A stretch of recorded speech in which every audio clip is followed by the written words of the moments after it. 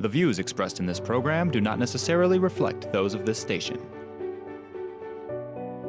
Welcome to Insights into Northeast Michigan, a WBKB News public affairs program.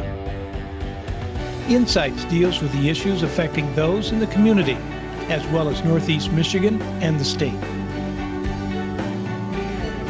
And now, Insights into Northeast Michigan.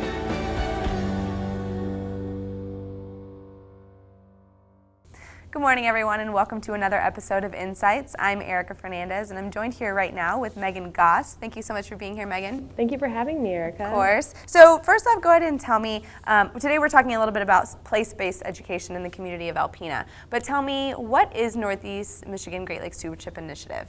Well, the Northeast Michigan Great Lakes Stewardship Initiative, or NEMI-GLSI, is a network of education and community partners.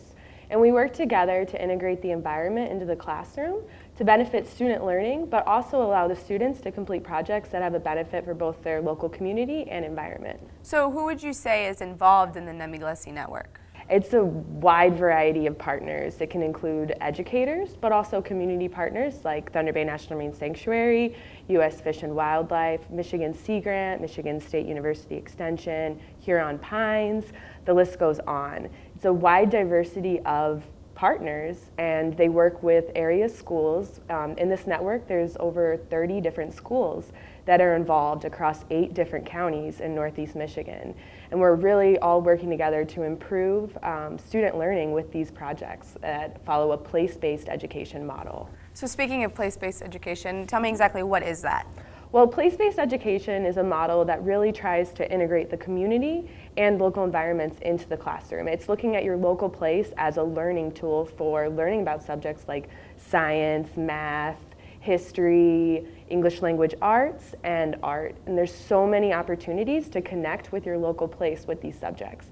And allows students to really apply their learning to have a benefit for their environment and local community. So who benefits from this type of project? Would you say it's just students, just teachers, all of the above? Or? I would say all of the above and community partners. It's really a win-win for everyone that's involved.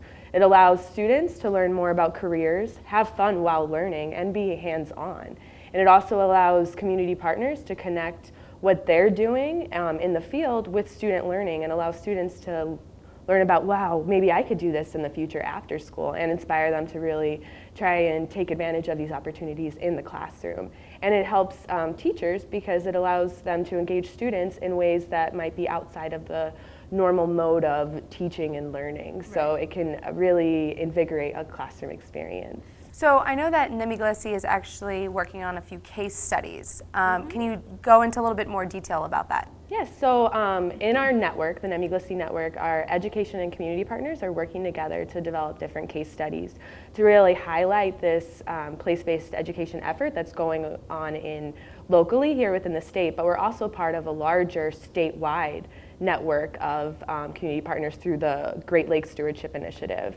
Recently, there was a publication, Place-Based Education, Engagement from the Student Perspective, that was published by Zoe Ray Rote, who is a student from University of Notre Dame, and Brandon Schroeder, who works at Michigan Sea Grant, and Tracy D'Agostino, who works for Michigan State University Extension. And this report looks at place-based education from the student perspective. And this is really interesting because a lot of evaluations of place-based education looked at it more from a teacher perspective or learning perspective, but didn't really get the students' viewpoint of this learning model. And they found that students think that this type of education is fun, it's hands-on, it allows them to learn about future careers, and it gives them a chance to connect to the community. In addition to this case study, we're also collaborating with other hubs across the Great Lakes Stewardship Initiative network to evaluate place-based education and best practices. So in that case study, we're looking at Alpena Public Schools from elementary, middle to high school level, and also in Augrey-Sims to evaluate their place-based education projects and see how they apply these principles of best practices for place-based ed. So it really gives students a chance to get involved and see what it is that they're learning about and actually interact instead of just learning about it from a textbook. Yes, it definitely does, and it's hands-on, and it's these projects that are a community and environmental need, and it really allows them to apply their learning and have a huge benefit for their community. So what types of projects, place-based education projects, is Nemiglecy working for the springtime? Well, through the network, there's a wide variety of projects that will be going on, ranging from raising awareness about the impact of plastic pollution in our environment with the Earth Day Bag Project, but also Students for Zero Waste. And in addition to that, students will be doing Adopt a Beach cleanups. They will be working to remove buckthorn from the area outdoor environmental learning site at Thunder Bay Junior High. Students will be investigating shipwrecks using remotely operated vehicles and collecting stories from fishermen with the Catherine V. and Besser Museum. So there's a wide variety of projects that are going on this spring, and every spring and fall we always have tried to get as many kids outdoors and getting hands-on with their learning through these projects. So there's definitely a lot of different things, and I'm sure for all different types of students as well. But how can somebody get involved in the Nemiglecy network? If you want to get involved with the network, you can sign up on our website, nemiglsi.org. And you can sign up as a community partner, and you can help support place-based education that way. You can, and we offer trainings for community members, so if you're interested in doing water quality monitoring with students, we have a training that is upcoming in April, and you can find out more information on the website, but that's an opportunity that you could help out with student groups that way.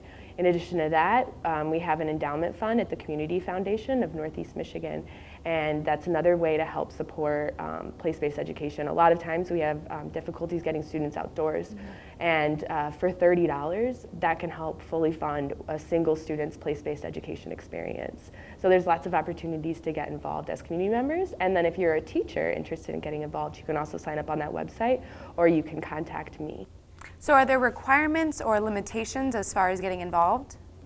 No, there really aren't necessarily requirements or limitations. There's just an interest, and then we need to, we try to have these projects be as community and student-driven as possible. So it's just trying to look for opportunities for that to happen. All right, perfect. So if anybody's interested, you can visit that website that Megan mentioned earlier. All right, thank you so much for being here today, Megan. Thank you for having me. Stay tuned, because coming up next, I'll speak with John Capeless, who is an instructor at Alpena High School. Welcome back, everyone. I'm joined here right now with John Capeless, who is a science and history teacher at Alpena High School. John, thank you so much for being here today. It's my pleasure. Thanks for having me. Of course. So we just spoke with Megan, and she told us what Nemiglecy is. But tell me, how did you become involved with Nemiglecy and place-based education? Absolutely. So it's a two-part answer. The first part is, how did I develop the class Shipwreck Alley? In 2005, I went out on a three-masted schooner, the Dennis Sullivan, and it was a part of a NOAA outreach program to connect educators with Thunder Bay National Marine Sanctuary. And I fell in love with the water. I had never been out on Thunder Bay before. And from there, I thought, how can I connect my students with the Thunder Bay National Marine Sanctuary staff and the content? And I didn't see ready connections right away, but I had this idea for an earth science elective because all the things that cause shipwrecks are sort of earth science related. Ships crash into rocks, so we have a geology connection. How did these Great Lakes form? And why do we have these terrible shoals around around Thunder Bay? And then, so you have things like wind, waves, storms, fog that cause collisions of ships. So I thought we can turn this into an earth science elective and connect students with Thunder Bay National Marine Sanctuary. So I was asked to join the Education Steering Committee at Thunder Bay National Marine Sanctuary. I pitched the idea for a class. They were thrilled and very supportive, and so we developed a curriculum and we piloted a class in 2012. So Shipwreck Alley, the class that I teach, is a place-based education course featuring earth science, and we use Thunder Bay National Marine Sanctuary and shipwrecks to connect kids with the core class. It's pretty cool. That sounds awesome. So the second part of it is, how did I get involved with the Great Lakes Stewardship Initiative? And they approached me with a project. One of the things that students like to do hands-on projects, and students like to be involved in work that they feel like has meaning, right? It has to have relevance to the students. So Brandon Schroeder from the Great Lakes Stewardship Initiative approached me with a project, a partnership with the Besser Museum. The Besser Museum has a fish tug, the Catherine V, that they would like to turn into an exhibit. And as part of that exhibit, they were hoping to feature oral histories from fishermen that worked on that boat or in the commercial fishing industry. And they asked our students to do the oral histories. So we trained our students to collect oral histories of retired fishermen hopefully to be featured with the Catherine V when it turns into an exhibit at the Bessemer Museum. Wow. So that's how we got involved with the Great Lakes Stewardship Initiative. Yeah, so it sounds like you guys are doing a lot all the time. Yeah, it's a lot. Alpena High School is on trimesters, and so we have 12 weeks. So we have to pack in a lot of information about Thunder Bay National Marine Sanctuary and earth science, and then we give them some time to do projects too. And every 12 weeks we get a new crop of kids, so the project gets handed off from one group to the next, and it's a continuing project over time. So is this the project that you guys are working on for place-based education, or is it something different? Yeah, no, it's place-based education. So what we're doing is learning about Great Lakes ecology and fisheries research. So part of earth science is ecology, and part of the Shipwreck Alley class is to learn about the health of the Great Lakes and the ecosystems. And so we use the fisheries research to teach that.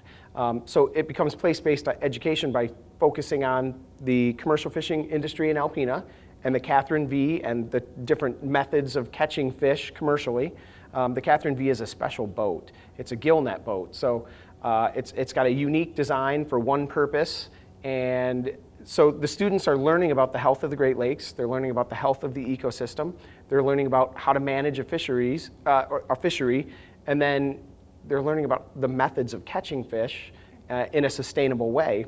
And all of that is sort of wrapped into this Catherine V project, and it's all about their local community and their backyard. So how has this project evolved over time, and what are your future plans revolving it? The project started out with Alpena High School students collecting oral histories.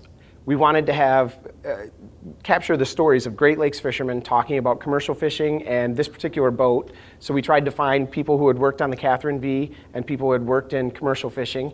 And so from there, once we captured some of the stories, we have to pick out the good parts that can be educational for members of the community or exciting for kids that might come into the exhibit. Working on the Great Lakes it could be terrifying. For me, it would be terrifying. And so we try to capture the good bits from these interviews and find the right pieces to go into the exhibit.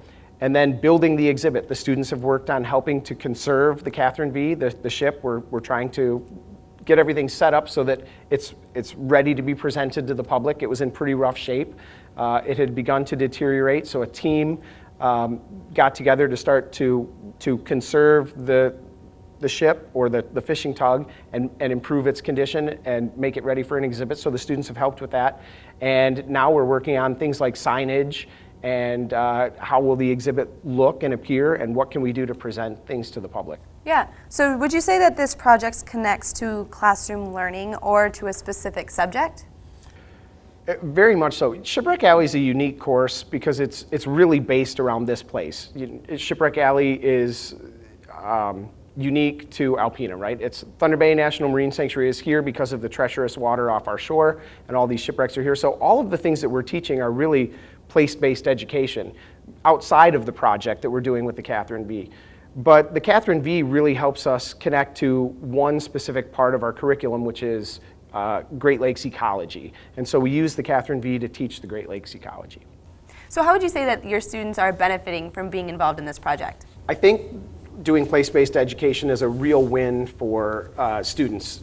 Students like to do things hands-on. They like to do project-based learning, where you give them a project and they get to take, they get to come at that project and make it their own, right? They get to take control of their learning. So that's exciting. Place-based education really incorporates the best of all those worlds. It's hands-on, it's problem-based or project-based learning, and it's about something in their own community. So it really gives them ownership and it makes it more relevant to them.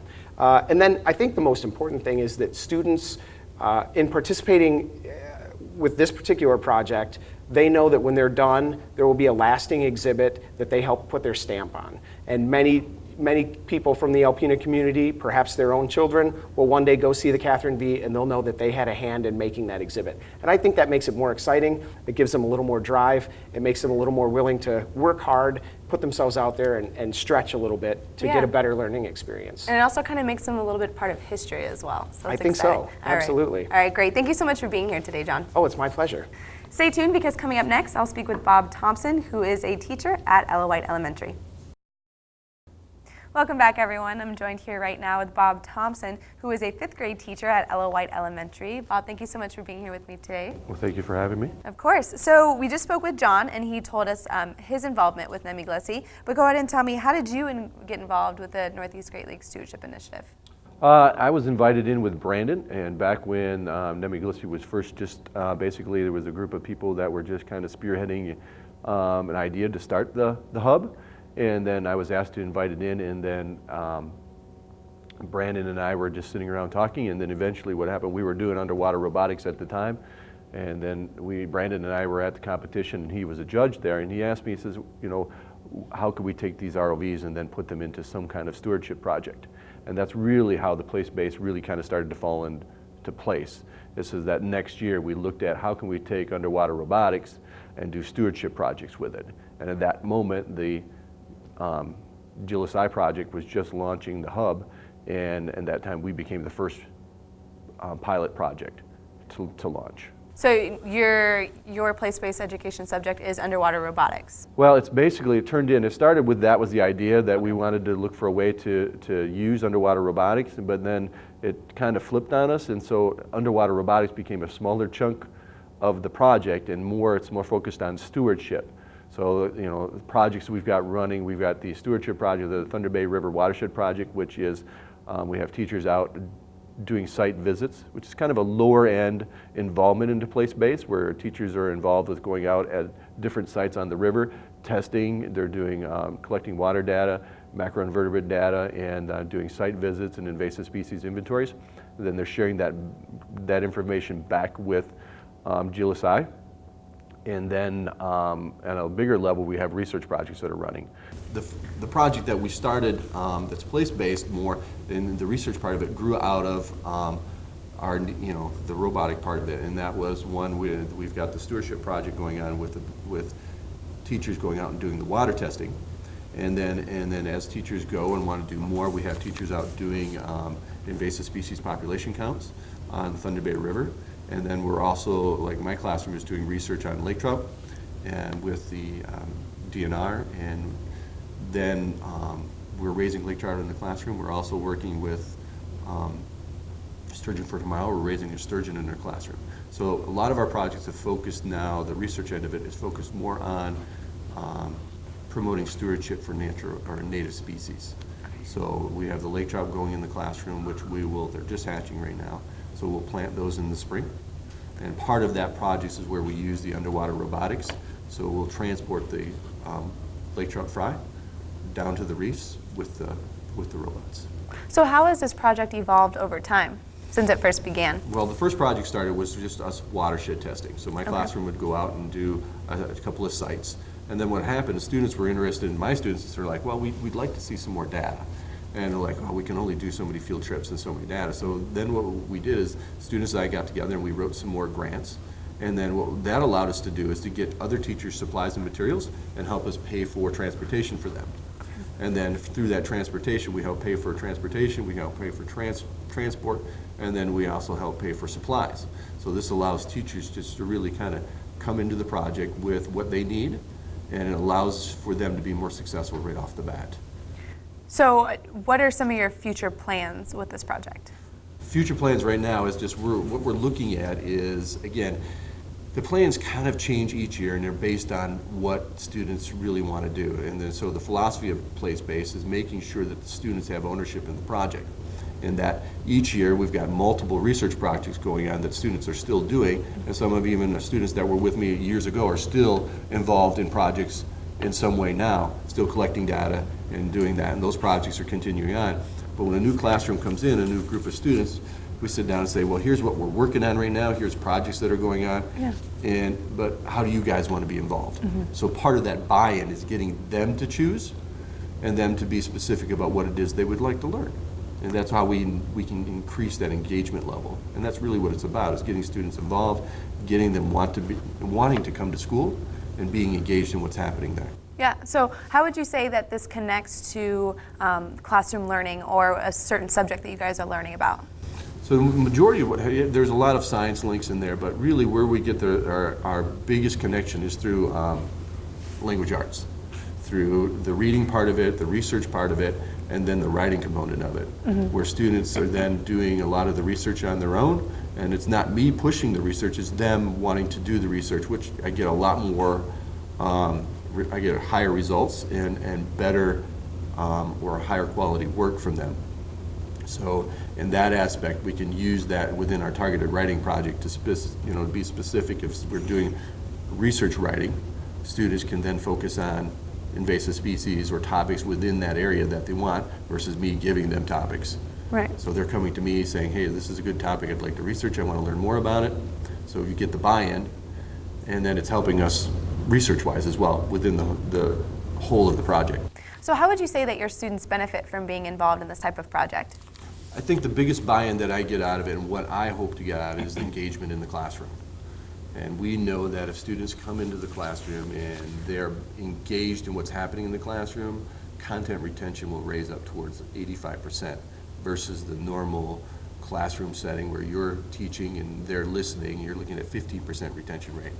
So in that process, what I see is greater results, is students coming away with that engagement piece. They're coming away with a greater understanding of the content, and then what we're doing in the classroom is connected for them. So they're getting to see the bigger picture, Right. and how things are placed together. So even, for instance, today we're working on our underwater robotics today, and then students were calculating using mixed numbers and doing math, which in the mixed numbers are part of our 5th grade standard. So you're seeing students applying math in a completely different way, which you didn't anticipate, but the nice thing, there it is. Yeah. So, and it kind of opens doors for them also in the future if they want to continue to look into this type of project, I guess, right? Would you say kind of? And well, the idea is with the philosophy of place-based is get students out into the community so that they become connected to the community and become part of the community, and so that they're, not just, sitting in the classroom, but they're actually proactive citizens. They're out doing something that will make a difference in the community. And then again, in that investment, what you're hoping is that those students become part or involved in the community, and then even as they grow older and they come back, they want to come back to the community. And then as they are adults, they're giving back to the community again. So we're connecting them and hoping that happens.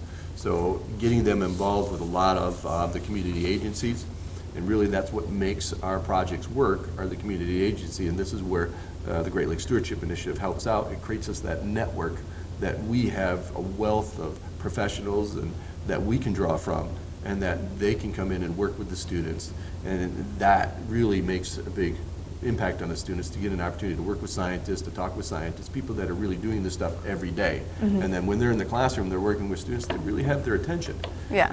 And you can definitely see it's making an impact. Yeah, and it comes full circle. It really Absolutely. does. All right, great. Well, thank you so much for being here, Bob, and for sharing all about your projects. Thank you very much. That'll do it for today's Insights. Thank you so much for watching. Insights into Northeast Michigan is produced by WBKB News. If you have any comments, suggestions, or topics you would like to see on a future show, please email WBKB News. This has been a production of Thunder Bay Broadcasting Corporation. All rights reserved.